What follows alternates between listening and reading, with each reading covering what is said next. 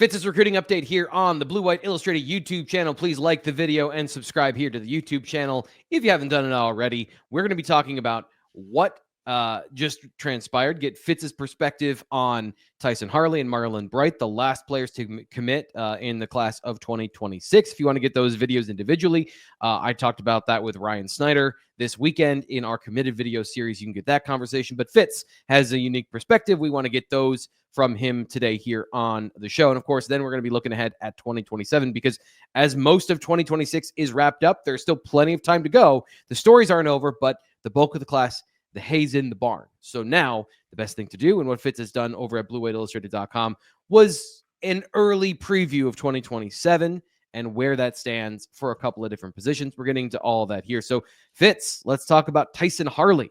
Tyson Harley, defensive end committed from Gonzaga.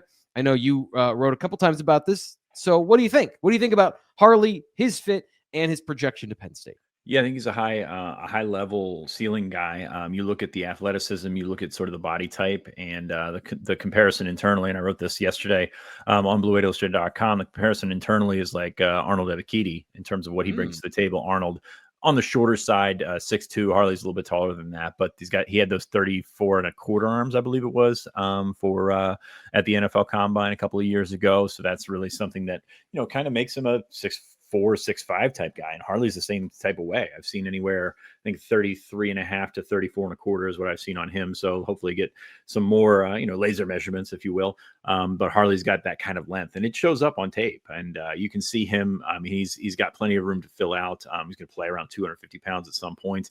You compare him, or excuse me, you pair him with Jackson Ford, and it's a pretty good edge class. I mean, unfortunately, they're going to be judged on the top guys there, the Luke Wafels and the Carter Meadows and those guys who went elsewhere. But it's still a pretty good haul for Penn State. And yeah, I think we're going to say that a lot this offseason in terms of this class entirely. Is it's going to be more about the misses than it is about the hits. But you see Harley there, and unfortunately, it's kind of it's almost like T. Frank, and I think that we've talked about this before.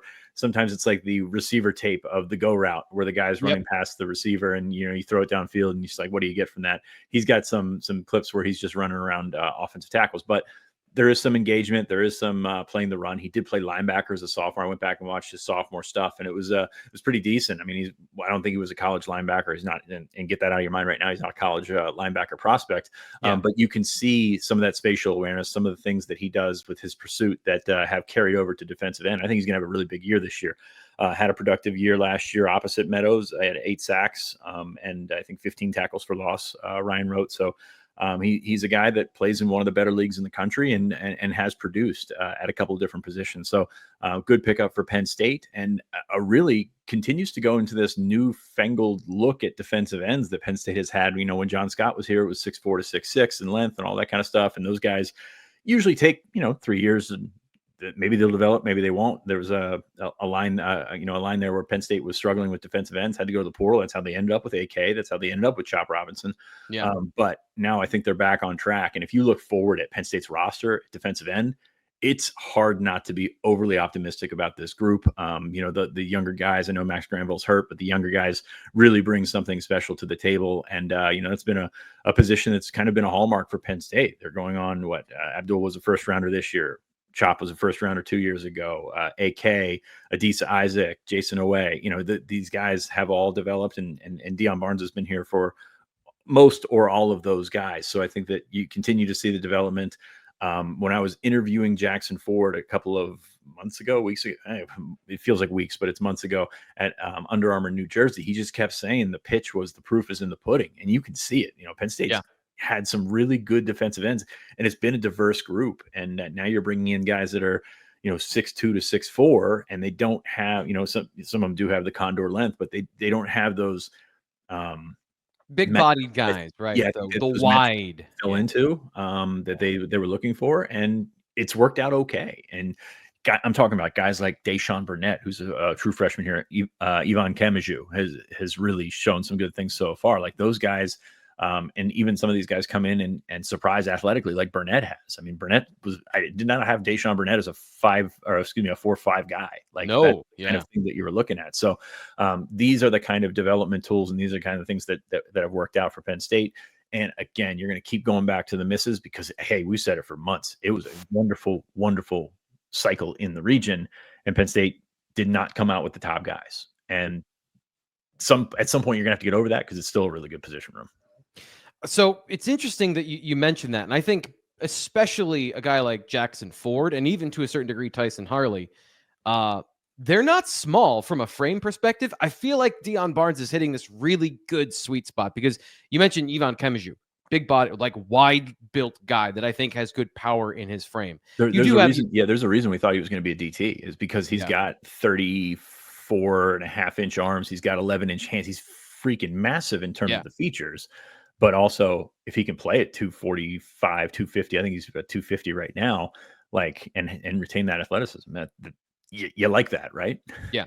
Yeah. The goal, I always think like the reason you want a big frame is because you naturally carry the weight you need to play a certain position. If you're bulking and adding mass, offensive linemen have to do this no matter what, because no human is 350 pounds unless you're intentionally trying to get to that big. Like 1 in a million are.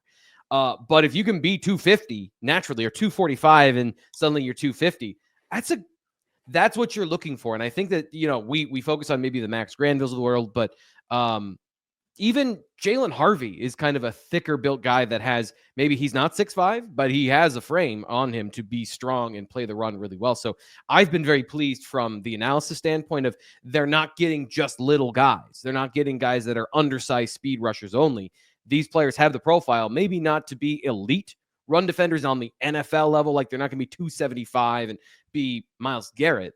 But at the same time, Chop Robinson even got credit, I think, this past offseason for playing the run better than the profile of him would have described, because he's so disruptive in the run game for the Miami Dolphins. He was doing that at Penn State. Don't think he really got credit for that. They've got guys that can do similar things with physicality or with athleticism on the roster. Let's talk about Marlen Bright, because Marlen Bright is a part of that offensive line class. A natural 270 right now, 6'6". What did you think of Bright as one of the worst kept secrets of a silent commit to Penn State that's had it in quite some time?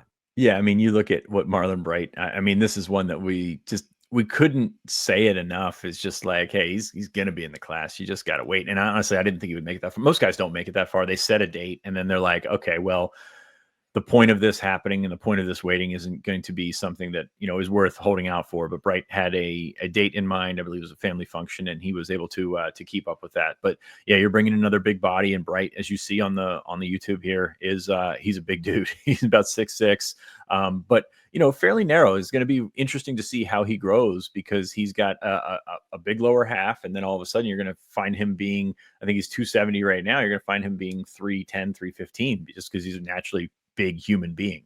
So it's going to be interesting to watch him continue to grow. Plays at DePaul, which is a wonderful program in terms of fundamentals and things like that. We've seen that with Michael Troutman, his former teammate, who's at Penn State. And yeah, I'm not sure where Marlen Bright fits. Is he a mover as a right tackle type mover, or is he an athletic guy that can play left tackle? You mentioned in your piece that he might be a natural guard. Like, I think that there's a versatility here that definitely helps the room. And if you're looking at picking out this entire 2026 offensive line class at Penn State, yeah, there's a lot of diversity in there in terms of guys that can project anywhere. I mean, I was talking to Cody Belair a couple of weeks ago about Kevin Brown. He's like, man, this guy is a perfect center. And I'm thinking, well, he's probably going to play offensive tackle. So, but I think that, Phil Troutwine has the benefit of the doubt there to find the right spot for these guys, and it'll continue. And it's kind of like we said on the defensive end. You look at the future, and I mocked up a 2026 depth chart for the offensive line. And yeah, it might be a rebuilding year, but considering the rebuilds that we've seen in the last decade at Penn State on the offensive line, it ranks pretty highly in terms of what Penn State's going to be able to bring back to the table. Even if, you lose, you're definitely losing Shelton. You're definitely losing Dawkins. You're definitely losing Nolan Rucci. Yep. And then there's a couple other guys that'll have decisions to make. And even if those decisions don't go your way, you still have some good things to work with in that offensive line. So, and again, they've got time to do it, which is really a luxury that Penn State hasn't had for a long time. So it's going to be fun to watch guys like Bright grow into a certain position, because if 5 years ago, he's like a bona fide tackle for Penn State. Now he's a versatile piece that you could kind of put in a couple different positions, which is a great thing. It's a great thing to see how that it's grown.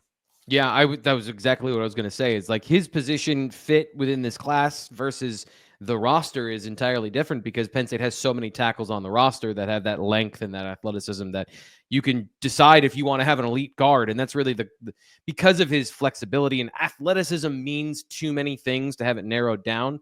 There's a different aspects of athleticism, and Bright has a really great mix of them to be a very good guard, like an elite level guard with his size and his growth potential and his ability to win leverage despite that. So there's a lot of good things there on film as well. And of course, that's all going to take time to figure out how all of that fits anyway. So let's now transition. T. Frank, before we get too far, you said something a little bit earlier that got the mind running here, and that's a dangerous thing.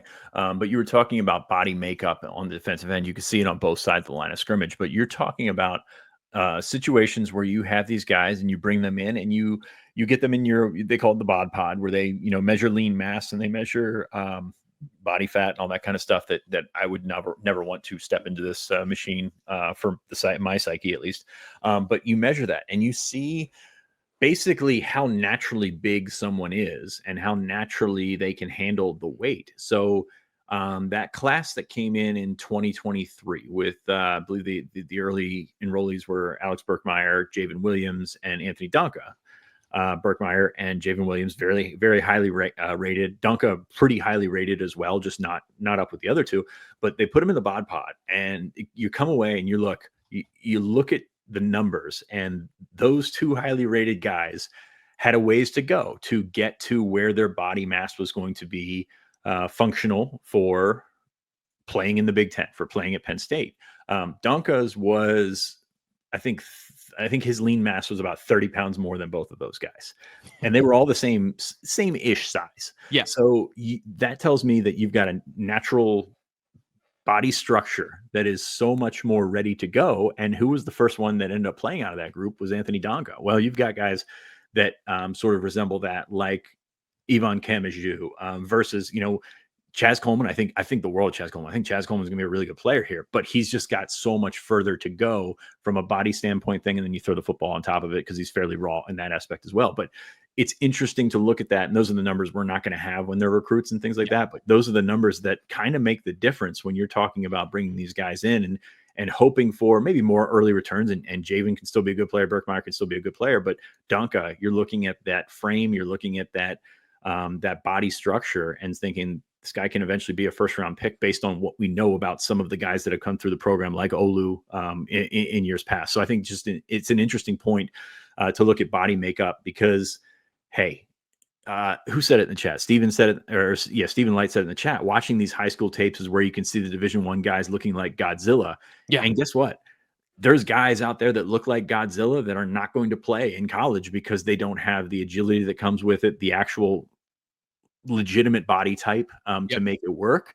And it's just fascinating to see how these guys will grow over the next couple of years. And that's why it's such a crapshoot. And I think we're getting a little better at it, but still schools are going to miss what you're going to bring in 5 offensive linemen, 2 of 5 hit. That's good. 3 of 5 hit. That's great.